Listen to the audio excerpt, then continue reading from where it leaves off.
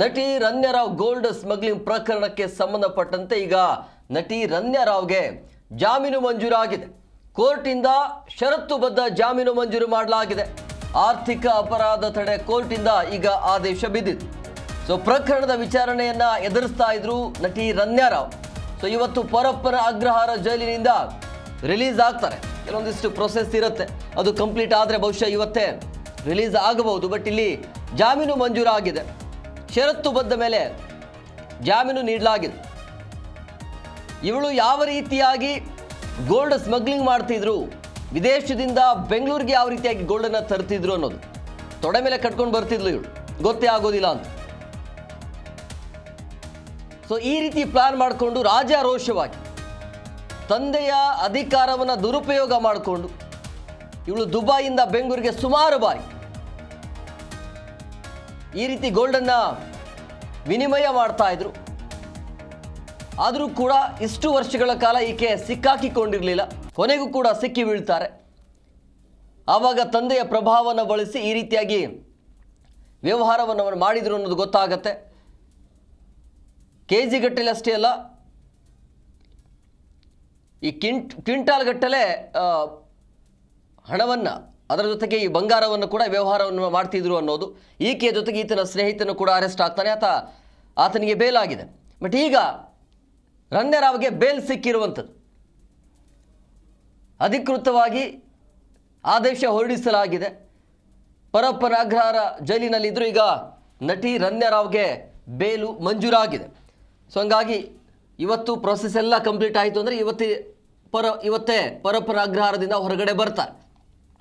So ನಟಿ ರನ್ಯರಾವ್ gold smuggling ಪ್ರಕರಣ ಇದೆ. ರನ್ಯರಾವ್ ಜಾಮೀನು ಮಂಜೂರು ಆಗ್ತಾ ಇದ್ದಂಗೆ ಸಹಜವಾಗಿ ಮುಖದಲ್ಲಿ ಮಂದಹಾಸ, ಖುಷಿ ಅಂತೂ ಇದ್ದೇ ಇರುತ್ತೆ. ಈಗ ಜಾಮೀನು ಕೊಡುವಾಗ ಕೆಲವೊಂದಿಷ್ಟು ಷರತ್ತುಗಳು ಇರುತ್ತೆ.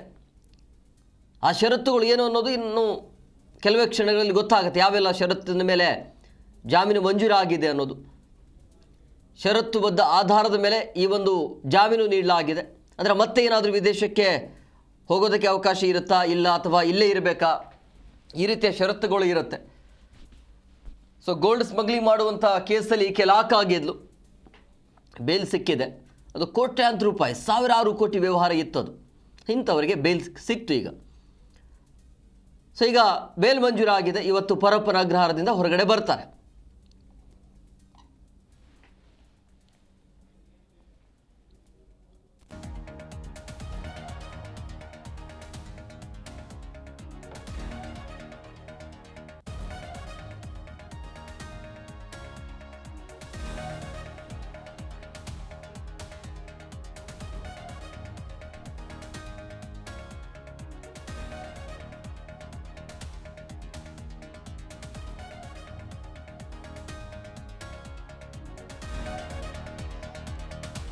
ನೋಡಿ, ನಟಿ ರನ್ಯರಾವ್ ಗೋಲ್ಡ್ ಸ್ಮಗ್ಲಿಂಗ್ ಪ್ರಕರಣ ಇದು. ಹಿಂದೆ ವಿದೇಶದಲ್ಲಿ ಹೋಗುವಂಥ ಸಂದರ್ಭದಲ್ಲಿ, ಅಂದರೆ ವಿದೇಶದಿಂದ ಬೆಂಗಳೂರಿಗೆ ಬಂದು ಈ ರೀತಿಯಾಗಿ ಗೋಲ್ಡ್ ಸ್ಮಗ್ಲಿಂಗ್ ಮಾಡ್ತಾಯಿದ್ರು. ಕೊನೆಗೂ ಕೂಡ ಇವರು ಲಾಕ್ ಆಗ್ತಾರೆ. ಆವಾಗ ವಿಚಾರಣೆ ಮಾಡಿ ಅದೆಲ್ಲವೂ ಕೂಡ ಅಕ್ರಮವಾಗಿ ಗೋಲ್ಡ್ ಸಾಗಾಟನೆ ಆಗಿತ್ತು ಅನ್ನೋದು ಗೊತ್ತಾಗತ್ತೆ. ಅಲ್ಲಿಂದ ಇಲ್ಲಿಯ ತನಕ ಕಂಟಿನ್ಯೂ ಆಗಿ ತನಿಖೆ ನಡೀತಾ ಇತ್ತು. ಈಗಂತೂ ಬೇಲ್ ಸಿಕ್ಕಿದೆ. ಅಂದರೆ ಈ ಕಳ್ಳ ಸಾಗಣೆಯ ಪ್ರಕರಣದ ವಿಚಾರವಾಗಿ 1 ವರ್ಷ ಆಯಿತು. 1 ವರ್ಷದ ಬಳಿಕ ನಟಿ ರನ್ಯರಾವ್ಗೆ ಇಲ್ಲಿ ಜಾಮೀನು ಮಂಜೂರಾಗಿದೆ. ಚಿನ್ನ ಕಳ್ಳ ಸಾಗಣೆ ಪ್ರಕರಣದಲ್ಲಿ ಕಳೆದ 1 ವರ್ಷದಿಂದ ಪರಪ್ಪನ ಅಗ್ರಹಾರ ಜೈಲಿನಲ್ಲಿರುವಂತಹ ನಟಿ ರನ್ಯರಾವ್ಗೆ ಆರ್ಥಿಕ ಅಪರಾಧಗಳ ತಡೆ ನ್ಯಾಯಾಲಯ ಈಗ ಜಾಮೀನು ಕೊಟ್ಟಿದೆ.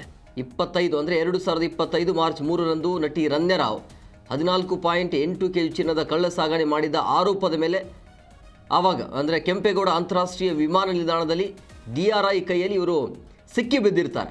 ಸೊ ಪ್ರಕರಣದ ಸಂಬಂಧ ಹೈಕೋರ್ಟ್ ಏಕಸದಸ್ಯ ಪೀಠ ಈಗ ಜಾಮೀನು ಅರ್ಜಿಯನ್ನು ವಜಾ ಮಾಡುತ್ತೆ. ಹೀಗಾಗಿ ರನ್ಯರಾವ್ಗೆ 1 ವರ್ಷಗಳ ಕಾಲ ಈಗ ಜಾಮೀನು ಸಿಕ್ಕಿರಲಿಲ್ಲ, ಬಟ್ ಈಗ ಸಿಕ್ಕಿದೆ. ಸೊ ತನಿಖೆ ವೇಳೆ ಆಭರಣ ವ್ಯಾಪಾರಿ ಈ ಸಾಹಿಲ್ ಜೈನ್ ಸಹ ಈ ಜಾಲದಲ್ಲಿ ಇದ್ದ ಅನ್ನೋದು ಗೊತ್ತಾಗುತ್ತೆ. ಸುಮಾರು 40 ಕೋಟಿ ರೂಪಾಯಿ ಮೌಲ್ಯದ 49 kg ಚಿನ್ನವನ್ನು ಕಳ್ಳ ಸಾಗಣೆ ಮೂಲಕ ಮಾರಾಟ ಮಾಡೋದಕ್ಕೆ ರನ್ಯಾಗೆ ಈತ ನೆರವಾಗಿದ್ರು ಅನ್ನೋದು. ಅದರ ಜೊತೆಗೆ ದೊಡ್ಡ ಮಟ್ಟದ ಹವಾಲಾ ವಹಿವಾಟನ್ನು ಕೂಡ ಅವರು ನಡೆಸಿದ್ರು ಅನ್ನೋದು, ಕಮಿಷನ್ ಕೂಡ ಪಡೆದಿದ್ರು ಅನ್ನೋದು ಕೂಡ ವಿಚಾರಣೆಯಲ್ಲಿ ಗೊತ್ತಾಗತ್ತೆ. ಎಲ್ಲ ಆಧಾರದ ಮೇಲೆ ಅರೆಸ್ಟ್ ಮಾಡಲಾಗತ್ತೆ. ಒಂದು ಬಾರಿ ಹೋದರೆ KG ಗಟ್ಟಲೆ ಚಿನ್ನವನ್ನು ತೆಗೆದುಕೊಂಡು ಹೋಗ್ತಿದ್ರು, ಬರುವಾಗಲೂ ಕೂಡ ಅದನ್ನು ತೆಗೆದುಕೊಂಡು ಬರ್ತಿದ್ರು ಅನ್ನೋದು. ಅಂದರೆ ಈ ರೀತಿಯಾಗಿ ರಾಜಾರೋಷವಾಗಿ ತಂದೆಯ ಅಧಿಕಾರವನ್ನು ದುರುಪಯೋಗ ಪಡೆದುಕೊಂಡು ಈ ರೀತಿಯಾಗಿ ಅವರು ಚಿನ್ನವನ್ನು ಕಳ್ಳ ಸಾಗಾಟನೆ ಮಾಡ್ತಾಯಿದ್ರು. ಸೊ 102 ಕೋಟಿ ರೂಪಾಯಿ ಮೌಲ್ಯದ ಬೃಹತ್ ಚಿನ್ನವನ್ನು ಕಳ್ಳ ಸಾಗಣೆ ಮಾಡುವಂಥ ಕೇಸ್ ಇದು. ಬರೋಬ್ಬರಿ 102 ಕೋಟಿ ರೂಪಾಯಿ ಮೌಲ್ಯದ ಬೃಹತ್ ಚಿನ್ನ ಕಳ್ಳ ಸಾಗಣೆ ಪ್ರಕರಣದಲ್ಲಿ ಬಂಧಿತರಾಗಿ ಕಳೆದ 1 ವರ್ಷದಿಂದ ಜೈಲು ಅನುಭವಿಸಿದರು. ಕೊನೆಗೂ ಕೂಡ ಅವರಿಗೆ ಬಿಡುಗಡೆಯ ಭಾಗ್ಯ ಸಿಕ್ಕಿದೆ. ಆರ್ಥಿಕ ಅಪರಾಧಗಳ ತಡೆ ನ್ಯಾಯಾಲಯ ಜಾಮೀನು ಮಂಜೂರು ಮಾಡಿದೆ. ಸೊ 2ನೇ ತಿಂಗಳಿಗೆ ಅಂದರೆ ಬಂಧನವಾಗಿ 2ನೇ ತಿಂಗಳಿಗೆ 2020 ಮೇ 20ರಂದು ರನ್ಯರಾವ್ ಅವರಿಗೆ ಆರ್ಥಿಕ ಅಪರಾಧಗಳ ತಡೆ ಕೋರ್ಟು ಜಾಮೀನು ಮಂಜೂರು ಮಾಡುತ್ತೆ. ಆದರೆ ಕಳ್ಳ ಸಾಗಣೆಗೆ ತಡೆಗಟ್ಟುವಂಥ ನಿಟ್ಟಿನಲ್ಲಿ ಅವರ ವಿರುದ್ಧ ಕಠಿಣವಾದ ಒಂದು ಕಾಯ್ದೆ ಇರುತ್ತೆ. ಸೊ ಅದನ್ನು ಜಾರಿ ಮಾಡಲಾಗುತ್ತೆ. ಅದು ಕೋಫೆ ಪೋಲ್ಸಾ ಕಾಯ್ದೆ ಅಂತೇಳಿ. ಸೊ ಹಂಗಾಗಿ ಈ ಕಾಯ್ದೆ ಜಾರಿಯಲ್ಲಿದ್ದ ಕಾರಣ ಕೋರ್ಟಿಂದ ಅವರಿಗೆ ಬೇಲ್ ಸಿಕ್ಕಿದ್ರೂ ಕೂಡ ಜೈಲಿನಿಂದ ಹೊರಬರೋದಕ್ಕೆ ಸಾಧ್ಯ ಆಗಿರಲಿಲ್ಲ. ಸೊ ಇದೀಗ ಈ ಕೋಫೆ ಪೋಲ್ಸಾ ಕಾಯ್ದೆಯಡಿ 1 ವರ್ಷ ಅವಧಿ ಪೂರ್ಣಗೊಂಡ ಬಳಿಕ ಜೈಲಿನಿಂದ ಇವತ್ತು ಬಿಡುಗಡೆ ಆಗ್ತಿದ್ದಾರೆ. ಕಳೆದ ವರ್ಷ 25ರಂದು ಅಂದರೆ 2025 ಮಾರ್ಚ್ 3ರಂದು ರನ್ಯರಾವ್ ಅವರು ವಿಮಾನ ನಿಲ್ದಾಣದಲ್ಲಿ ಈ ರೀತಿಯಾಗಿ ಲಾಕ್ ಆಗಿದ್ರು. ಕೊನೆಗೂ ಕೂಡ ಈಗ ರಿಲೀಸ್ ಆಗಿದ್ದಾರೆ.